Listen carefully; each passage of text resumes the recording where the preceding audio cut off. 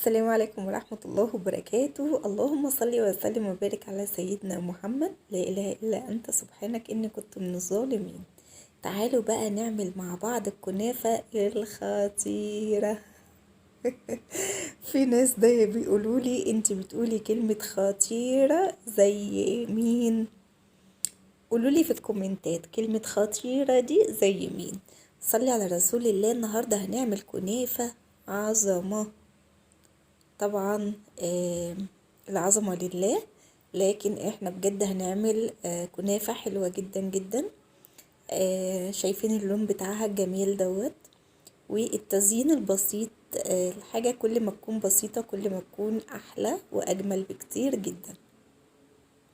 مش قادرة اقول لكم بجد بجد الفيديو ده عجبني قوي قوي، من كتر ما الكنافة كان طعمها روعة بجد. ويكفي ان هي عجبت ابو فريدة، يعني دي تكفي. عايزة اقول لكم بقى هنعمل حاجة بجد تحفة وهتعجبكم، وان شاء الله باذن الله تعملوها احلى مني كمان. انا طبعا بعمل حاجة كده على قدي، لكن انتوا بتعملوا الحلو كله. صلي على رسول الله. تعالوا نشوف القمر ده عملناه ازاي. معايا ربع كيلو بس من الكنافة. ربع كيلو هتعملي الصينية دي يا صافي؟ ربع كيلو بس، ما تقلقيش. اعملي بس الكنافة كده زي ما انا بعملها، وروقي كده واسمعي الفيديو للاخر، وما تنسيش حطيلي اللايك. وكل ما يعني انت كل الحاجات اللي هتعمليها دي، اللايك والكومنت الحلو والدعوة الحلوة، بصي هتعملي احلى واجمل كنافة ان شاء الله. صلي على رسول الله. وتعالوا بقى كده طبعا الكنافة كانت في الفريزر قبليها بيوم. بصوا بقى انا ماسكاها وعماله اعمل فيها ازاي، ولا كبه بقى ولا حاجه. اعمليها بس طبعا تكوني غاسله ايدك كويس، وتبداي بقى تعملي الكنافه كده بالشكل ده لحد ما بقت، بصوا عامله ازاي معايا. بقت حلوه جدا اهي وسهله وبسيطه، وما تقلقوش يعني هتعملي كل حاجه بكل بساطه. وانتي بتعملي كده دايما اذكري الله. بصوا بقى هنا عملت ايه. ضفت معلقتين من السكر، وشايفين ربع طرف كده من المعلقة زعفران. ايه ده الزعفران يا صافي؟ هتحطي زعفران؟ هنحط زعفران. شوفوا بقى اللون الجميل بتاعها اللي احنا شفناه في اول الفيديو. عايزة اقول لكم كمان مش واضح في الكاميرا زي الحقيقة، بجد تحفة.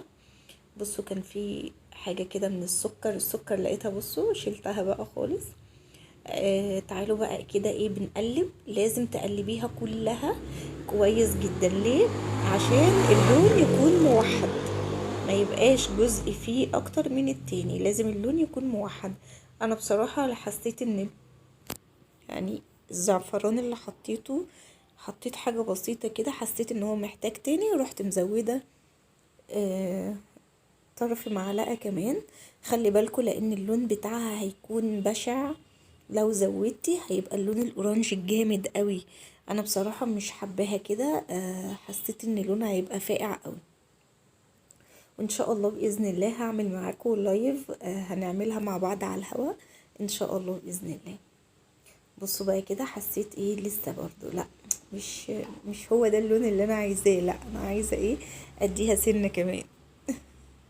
يعني انا هقول لكم يعني ممكن يكون ربع معلقه. انا حطيت بالظبط ربع معلقه خلاص اهو. وهبتدي بقى اقلبها كلها في بعض كده، وبقيت بايدي الاتنين بقى، بايدي وبالمعلقه، وبقيت اقلب كده بالاتنين مع بعض، بايديا الاتنين مع بعض. واحده ماسكه فيها المعلقه وواحده بعمل بايديا، وبدات بقى اقلب. في طريقه تانية ممكن تعمليها، تقدري تضيفي الزعفران على السمنه، بس يعني تسيحي السمنه وتضيفي عليه الزعفران وتقلبيها كده، وبعدين تنزليها على الكنافة وتبدأي ان انت تقلبي. برضو هتكون كلها لون واحد، بس بصراحة انا لقيت دي افضل بكتير عشان اكون صريحة معاكي. بصوا بقى اللون بتاعها جميل ازاي، لونها حلو جدا. ومعايا بقى معلقتين كبار من السمنة. طبعا احنا عارفين ان الكنافة بتاخد سمنة كتير، لكن انا ضفت معلقتين كبار عشان لسه هوريكم تكة كمان كده. مش هتستخدمي سمنة كتير. طيب ليه عملت كده وليه سيحت السمنة؟ لما بتسيحي السمنة مش بتاخد الكنافة كتير منها، لا بتكون حلوة جدا. بصوا بقى كلها بقت عاملة زي رملة البحر كده، كلها شربت من السمنة. اللهم صل وسلم وبارك على سيدنا محمد. هنا بقى عملت ايه، الصينية بتاعت البيتزا. عارفين صينية البيتزا دي؟ انا عملت الربع كيلو والله في صينية البيتزا دي، وكانت بسم الله ما شاء الله حلوة جدا. عايزة اقول لكم لان انا زوجي مش بيحب الكنافة تكون سميكة تقيلة كده، يعني تكون بيحبها رقيقة، ما بيحبهاش عالية كده.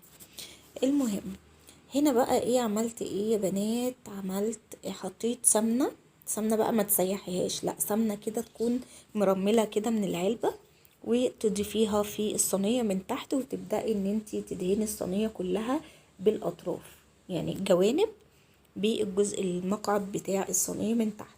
وهبتدي بقى اضيف زي ما احنا شفنا كده، بدأت اضيف شوية كده من الكنافة واضغط عليها بايديا زي ما احنا شايفين.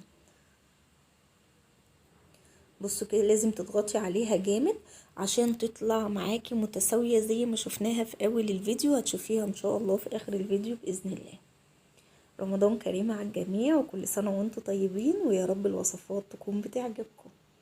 ما تنسيش دعمني باللايك الحلو. تعالوا بقى نشوف الحشو بتاعنا هحشيها ايه. انا كنت عاملة فيديو قبل كده كنت عاملة فيه القشطة الكدابة، باقي معايا كنت عاملة قبل كده جلاش بالقشطة الكدابة، وهبتدي بقى اضيف القشطة.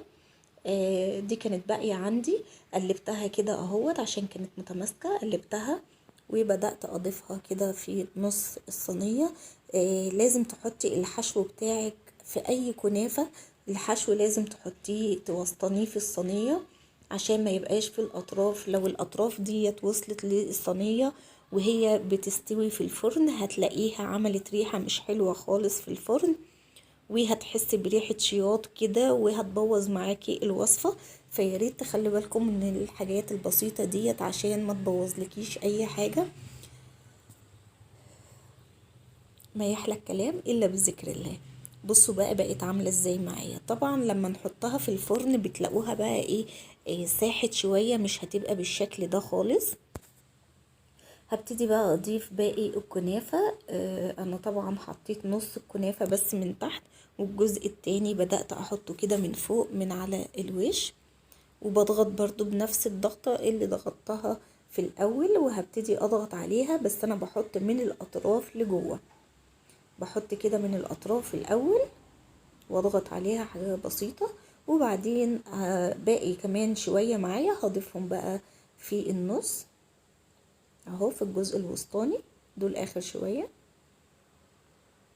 عايزة اقول لكم هي الربع كيلو يدوب بالظبط على الصينية دي، والله جميلة. على فكرة انا كنت بقول ايه، لا الصينية دي انا حاسة ان هي هتبقى كبيرة، انا هعمل في صينية اصغر، وبعدين قلت ايه لا هجرب. فلما حطيت الشوية اللي تحت خالص لقيت نص الصينية لسه باقية معايا، يعني نصهم كانوا معايا في الصينية التانية. قلت لا خلاص يبقى كده حلو قوي، واتوكل على الله واعملها، وفعلا جت حلوة جدا. هنا بقى بدأت اضغط كده زي ما ضغطت في الاول. خلاص كده خلاص بقى ايه هي جاهزة معانا ان احنا ندخلها الفرن. بس قبل ما ندخلها الفرن هنعمل ايه، تعالوا اقول لكم، بس حط اللايك الاول عشان اقولك.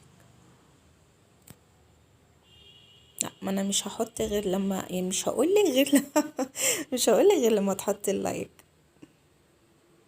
لايك يا عسل وبلاش كسل. برافو عليك كده هقولك. هنا بقى حطيت السمنه بالشكل ده، سمنه بقى عاديه مش لازم تسيحيها. ليه؟ لان انت لما تحطيها كده هي هتسيح كده كده يعني تلقائي، يعني اوريدي كده هتسيح في الفرن، فهت مش لازم بقى ان انت تسيحيها. فانا ضفت كده على الاطراف، وهضيف حته كده في الجزء الوسطاني، وهدخلها الفرن على طول ونشوفها بعد ما تخرج. طبعا الحشو بقى اللي انت عايزه تضيفيه براحتك خالص، تقدري تضيفي الحشو اللي انت حباه. طبعا بس عايزه اقولك الطريقه دي والله جميله جدا جدا. بصوا بقى كده بعد ما خرجتها من الفرن، ودي الصينيه اللي هقلب عليها. هقلبها عليها كده اهو. تعالوا بقى نرفع كده الصينية ونشوف. بسم الله ما شاء الله، بجد تحفة. انا لما قلبتها ما كنتش متوقعة اللون بتاعها حلو قوي. الشربات طبعا عاملاه بقى تقيل، الشربات يكون بارد، الكنافة بتكون سخنة والشربات يكون بارد. عايزة اقول لكم الشربات تقيل، بصوا ازاي ما شاء الله. هقول لكم مقادير الشربات. الشربات كنت عاملة 1.5 كوب سكر على 2 مية، بس سيبته يتقل شوية. هو كان مظبوط يعني بالنسبة لي كده مظبوط، وبالنسبة لنا احنا في البيت يعني حلو جدا، مظبوط قوي، مش مسكر، وبجد تحفة. انا دايما بعمل الشربات بالطريقة دي. لو انت اول مرة تشوفيني انا بعمل الشربات كده على طول، بيكون مظبوط جدا، واحنا ما بنحبش السكريات الكتير بصراحة. هنا بقى كنت بميل الصينية حاجة بسيطة كده عشان الشربات يجي في الأطراف ويبقى في الجزء الوسطاني، يعني هو كده تحسوا ان الشربات في الجزء الوسطاني بس. انا بدأت بقى اميل الصينية كده اهو زي ما احنا شايفين عشان الشربات يجي على الأطراف. ولو وصلت معايا لحد هنا في الفيديو احب اقولك شرفتيني ونورتيني، وكل سنة وانت طيبة، ويعود عليكم الايام بخير يا رب العالمين، وعلى الامة الاسلامية كلها يا رب. ما تنسيش دعميني باللايك الحلو بتاعك، ولو اول مرة تشوفيني طبعا تدعميني باللايك الحلو بتاعك فضلا وليس امرا، واكتبيلي في الكومنتات. هنا بقى بقيت ازينها كده التزيين البسيط بتاعنا. انا مش بحب الحاجة تكون فيها حاجات كتيرة قوي، الحاجة مش بكترها يا جماعة والله.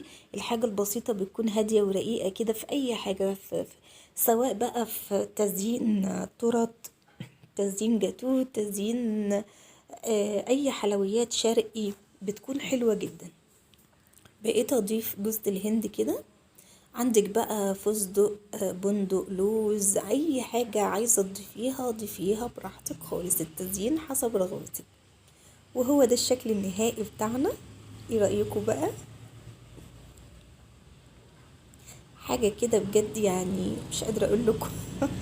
انا حاسة ان هي كل ما اجي اشوفها كده احس ان هي عاملة زي نص البرتقانية، يعني لما بتيجي تقسمي البرتقانة كده بتحسي ان هو ده الشكل بتاعها. بجد حلوة قوي وجربوها. تعالوا بقى نقطعها مع بعض كده ونشوف الشكل بتاعها عامل ازاي. هي كده كانت لسه يعني طرية شوية، لما بتسيبيها بتنشف كمان عن كده. انا حبيت ان انا اقطعها عشان اوريها لكم بقى بالمرة. وما يحلى الكلام الا بذكر الله. عايزه اقول لكم كمان الفانوس التحفه ده خالته ربنا يخليها لي يا رب ويبارك لي فيها ويديها الصحه. بصوا منور ازاي، مش قادره اقول لكم، دي مدلعني اخر دلعه بجد. ربنا يكرمك يا خالته يا رب ويديك الصحه. بصوا بقى الحشو بتاعها. لا انا كده الشكل مش عاجبني، تعالوا بقى نلفها كده ونشوف الشكل بتاعها الجميل. يعني بجد مش قادره اتكلم، يعني والله رهيبه رهيبه رهيبه. الجزء ده ما كانش عاجبني في التقطيع، فحبيت ان انا اقطع لكم برضو قطعة تانية كده ونشوفها مع بعض. بجد حلوة جدا جدا، جربوها ويا رب تعجبكم، ويا رب اكون ضيفة خفيفة عليكم واكون عرفت اوصل لكم الوصفة صح. ما تنسوش انا هطلع لايف باذن الله قريب، احاول ان احنا نعمل لايفات. هنا بقى كنت بدوق بقى الجمال. بجد الكلام عدى الجمال، ولا الجمال عدى الكلام؟ لا هي بتتقال الجمال عدى الكلام. لازم صلحولي بقى يا جماعة. هنطلع لايف ان شاء الله باذن الله، واعمل معاكم الكنافة بقى في اللايف مباشر كده. ما تنسوش دعموني باللايك الحلو بتاعكم، واستودعكم الله، والسلام عليكم ورحمة الله وبركاته، ورمضان كريم على الجميع يا رب العالمين. استودعكم الله.